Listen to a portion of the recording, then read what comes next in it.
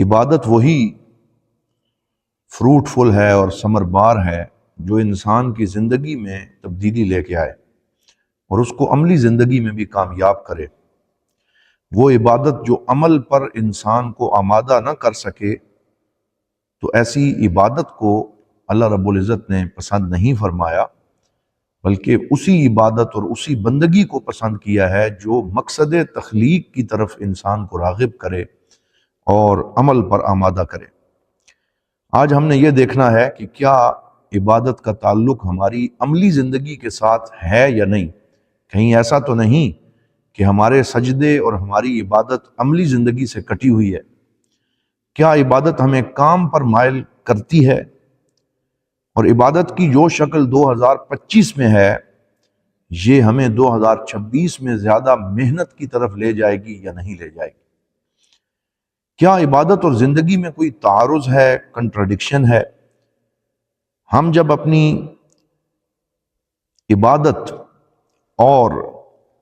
زندگی کے درمیان اس ربط کو اور اس تعلق کو جان لیں گے تو ہمارے لیے دین کو سمجھنا مزید آسان ہو جائے گا۔ عربی زبان میں کہتے ہیں فاعلیت الصلاۃ فی الانتاج والعمل، کہ نماز کے اندر وہ اثر پذیری ہونی چاہیے کہ جو بندہ مومن کو زندگی میں اپنے مقصد تخلیق کو پورا کرنے پہ اکسائے، آمادہ کرے، اس کو نئی توانائی فراہم کرے۔ انسان جب اللہ کی بارگاہ میں حاضر ہوتا ہے تو گویا وہ اپنی روحانیت اور اپنے ایمان کو چارج کر لیتا ہے اور مزید قوت حاصل کر لیتا ہے۔ اسی وجہ سے اللہ رب العزت نے قرآن حکیم کے اندر ایک جگہ ارشاد فرمایا فَإِذَا فَرَغْتَ فَانْصَبْ وَإِلَىٰ رَبِّكَ فَارْغَب، کہ جب تو فارغ ہو جائے تو پھر سے مشغول ہو جا اور اپنے رب کی طرف راغب ہو جا، یعنی عبادت سے توانائی کشید کر اور پھر اس سے اپنی عملی زندگی کو بہتر کرنے پر اس کو صرف کر دے۔ تو یہ ربط اور تعلق جب عبادت اور عمل کے درمیان پیدا ہوتا ہے تو انسان ایک کامیاب اور بہترین بندہ مومن کی شکل میں ابھرتا ہے اور سامنے آتا ہے۔ حضرات محترم، اس حوالے سے آج 4 نئے افکار، نئے آئیڈیاز ہم آپ کی خدمت میں پیش کر رہے ہیں، جن میں سے سب سے پہلی بات یہ ہے کہ اگر ہم قرآن حکیم میں غور کریں تو اللہ نے کبھی بھی قرآن میں ہمیں نماز پڑھنے کا حکم نہیں دیا، بلکہ جہاں بھی حکم دیا ہے تو نماز کو قائم کرنے کا حکم دیا ہے۔ اقیم الصلاۃ، نماز قائم کرو، تو ہمیشہ نماز کے قائم کرنے کا حکم دیا ہے۔ تو نماز اور قیام کے اندر ایک لزوم کا تعلق ہے کہ یہ آپس میں لازم و ملزوم ہے۔ جہاں بھی اللہ رب العزت نے قرآن میں نماز کی بات کی تو فرمایا اقم الصلاۃ، نماز کو قائم کرو۔ پھر اس کے ساتھ اگلی دلچسپ بات یہ ہے کہ جہاں بھی اللہ رب العزت نے نماز کو قائم کرنے کی بات کی ہے وہیں پہ ساتھ اللہ رب العزت نے زندگی کو قائم کرنے کی بات بھی کی ہے۔ آپ قرآن میں جہاں بھی نماز کے قیام کی بات پڑھیں گے ساتھ ہی اگلی آیت میں آپ کو کوئی نہ کوئی ایسا ذکر ضرور ملے گا جس میں زندگی کو کامیاب بنانے اور اسے قائم کرنے کا اللہ تعالیٰ حکم ارشاد فرماتا ہے۔ تو اس سے ہمیں یہ پتہ چلتا ہے کہ نماز کو قائم کرنے اور زندگی کو کامیابی کے ساتھ قائم کرنے کے درمیان ایک بڑا گہرا ربط اور تعلق ہے جسے قرآن حکیم نے بیان کیا ہے۔ چند مثالیں ملاحظہ فرمائیں۔ حضرت سیدنا موسیٰ علیہ السلام نے جب فرعون کے سامنے کلمہ حق بلند کیا اور اللہ تعالیٰ نے فرمایا کہ جاؤ اور جا کے تم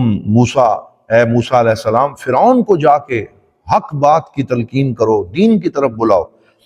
اننی انا اللہ لا الہ الا انا، کہ بے شک میں ہی تمہارا رب ہوں، میرے علاوہ کوئی معبود نہیں ہے۔ فاعبدنی واقم الصلاۃ لذکری، بس میری عبادت کرو اور نماز کو میرے ذکر کے ساتھ قائم کرو۔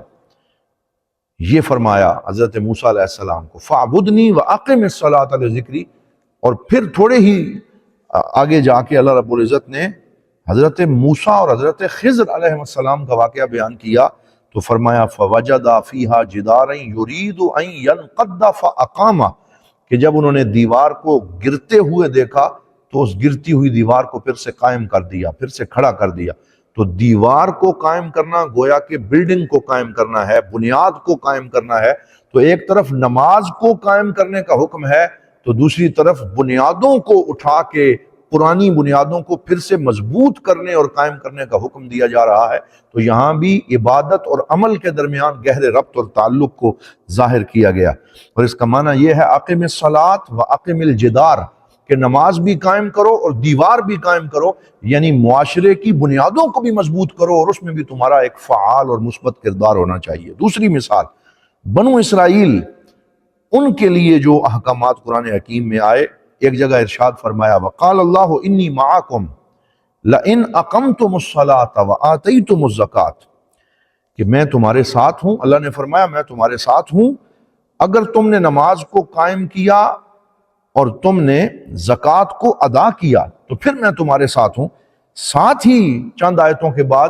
اللہ رب العزت نے بنو اسرائیل سے فرمایا وَأَنَّهُمْ أَقَامُوا التَّوْرَاةَ وَالْإِنْجِيلَ، کہ اس وقت اللہ رب العزت ان کے ساتھ ہوگا کہ جب وہ تورات اور انجیل کو بھی قائم کریں گے، یعنی علم کو، مفہوم کو قائم کریں گے، صحیح سمجھیں گے، اس کو اپنے صحیح نصاب میں رکھیں گے، اس میں کوئی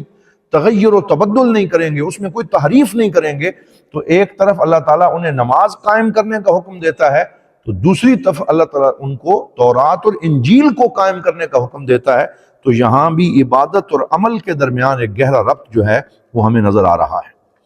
اسی طرح آپ یہ دیکھیے کہ حضور نبی رحمت صلی اللہ علیہ وسلم کی اس امت محمدیہ سے جب خطاب کیا جاتا ہے تو فرمایا یا ایھا الذین آمنوا اقیموا الصلاۃ، اے ایمان والو نماز قائم کرو، واضح طور پہ نماز قائم کرنے کا حکم ہے، اور ساتھ ہی ایک جگہ ارشاد فرمایا